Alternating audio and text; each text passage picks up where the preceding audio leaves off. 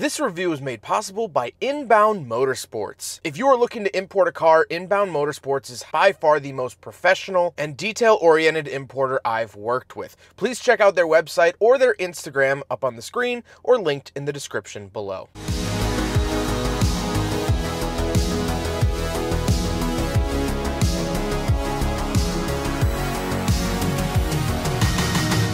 What's up, guys? My name is Zach, and today I am driving a 1987 Renault Alliance GTA.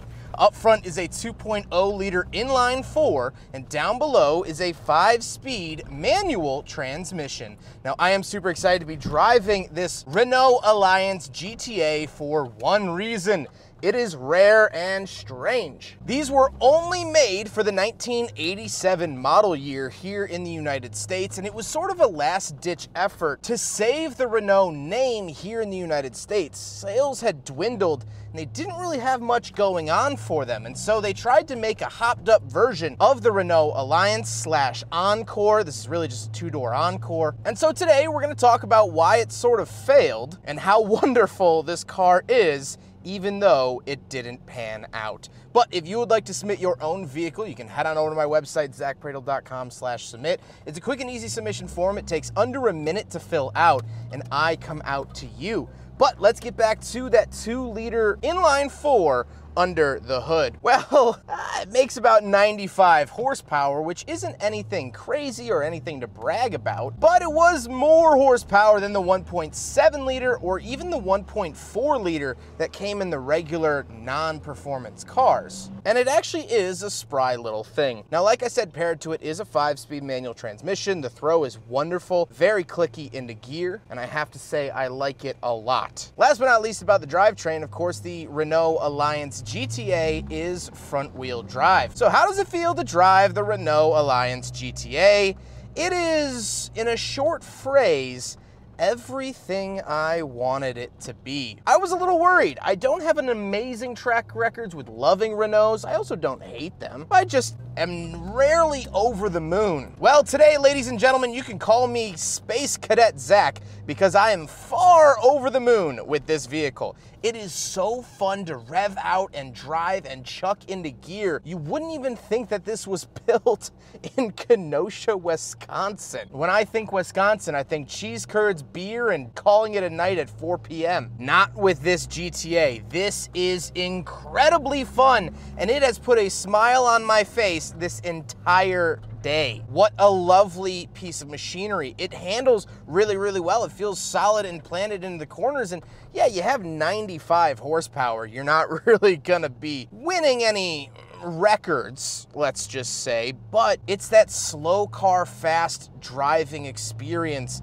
that you've come to know and love from the Miata, the Fiesta ST, vehicles of that nature. Well, this was doing it back in 1987. With that stuff out of the way, let's talk about the interior. Well, in front of me, I have a bunch of gauges. Off to the left is my speedometer. In the center, I get my fuel, coolant temperature, and battery voltage. And off to the right, I get my tachometer. On the steering wheel, I don't get anything. This is pre-airbag. I just get a Renault badge, and that is it. Although it is very sporty, has this sort of leather grips on it. I like that feeling. Off to the left, I do have a climate control vent as well as my rear defrost. And moving on to the door, we have the manual mirrors and manual windows, not only to keep that weight low, but this was based off of an economy car. So it is that winning recipe of a hopped up economy car. That's very clear here with the roll down windows. They feel very, very cheap. And when you get to the top, it just clicks if you try to keep going. Moving into the center, we get 2 climate control vents and our hazard switch. And then we have the climate controls. This does have air conditioning and heat, which is lovely. Pop out ashtray and cigarette lighter. And then we have the radio itself. Nothing really to see here. Volume. It does have bass and treble adjustments, which is nice for this caliber of car in this era, but that's pretty much it. Little cubby space here and the shifter. I love the look and feel of the shifter. Like I said, the linkages feel great, but it also just feels good in my hand. It's not a crazy metal shift knob. It's not gonna scorch you in the summertime,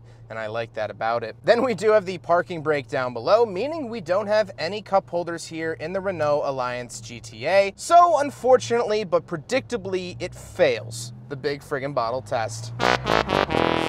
Now we gotta talk about the seats. The seats are cushiony and comfortable. It does get special seats for the GTA. They were supposed to be more aggressive, but I don't see where that aggression was placed. And so, you know, they're fine. However, speaking of seats, even though this is a coupe, we do have back seats, so let's go do a back seat review. All right, getting in the back of the Renault Alliance GTA, the seat goes forward, but doesn't, or I guess like folds, but doesn't move forward when you hit the button.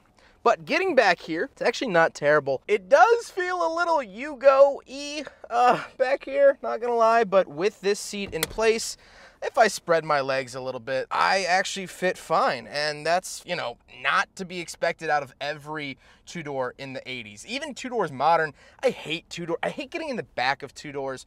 So getting back here, I'm actually pleasantly surprised and pretty happy with it. I don't get any amenities at all, but that is totally fine.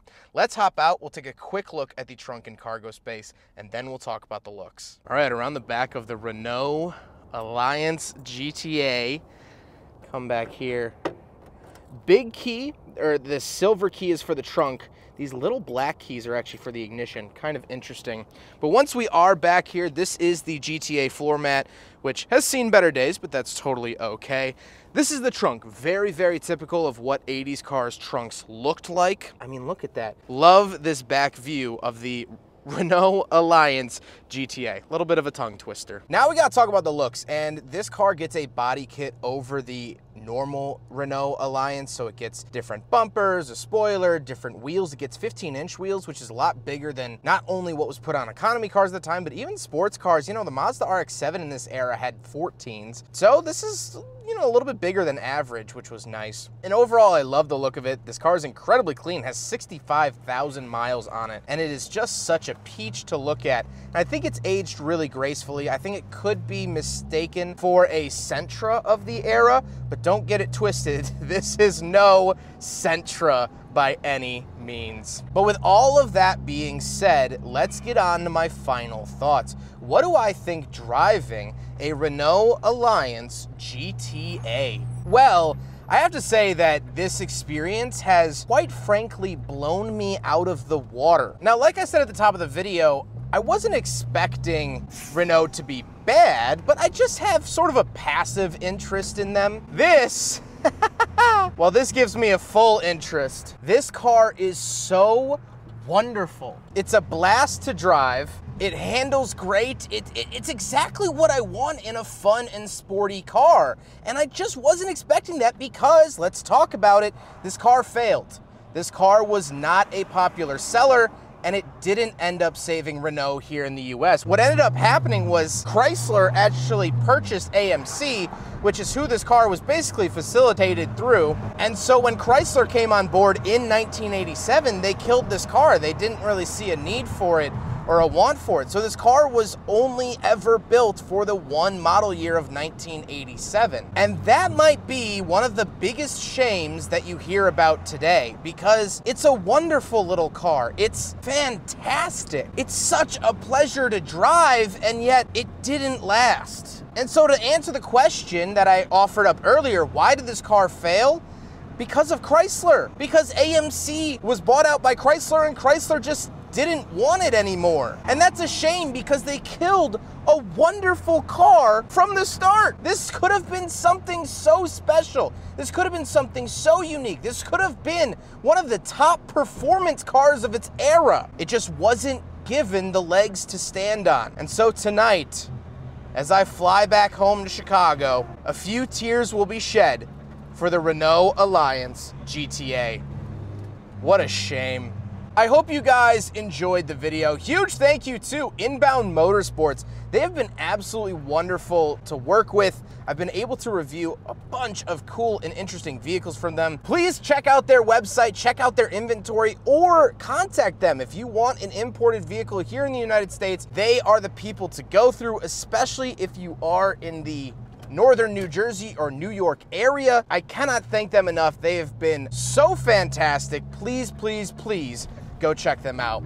But I hope you guys enjoyed the video. Don't forget to rate the video, comment on the video, and subscribe if you really liked it. Take care, guys.